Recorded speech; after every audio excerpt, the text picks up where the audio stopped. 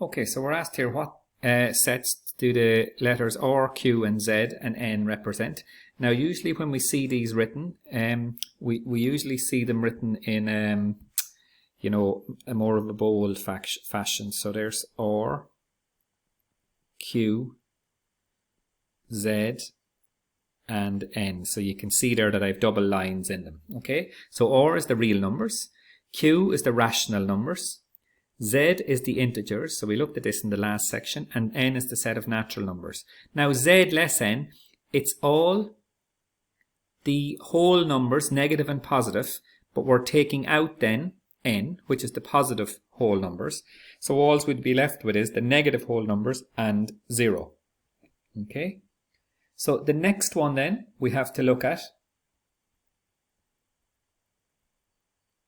is copy the diagram and write one element into each place. So something in N, well, I'm just going to put in, just get up my pen, I'm just going to put in 6 in N. It doesn't matter what you put in.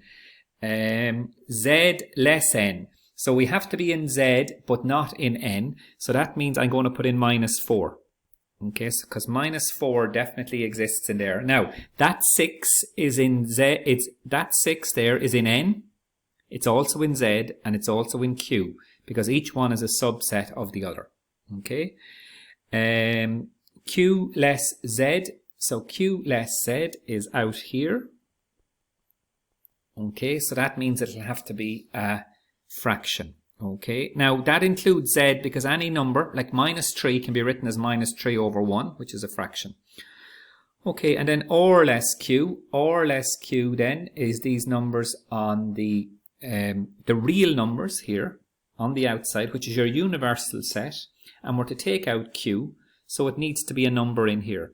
So examples we could put is √3, pi is another one that we're very used to, and √2 is another one we refer to as well.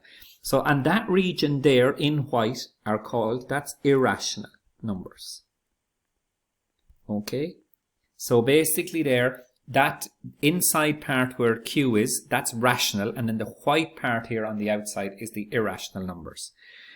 And where should 0 be placed? Okay, well 0 can't be placed in the natural numbers because they are positive numbers, but we can then place it in the next place. So that's where our 0 goes.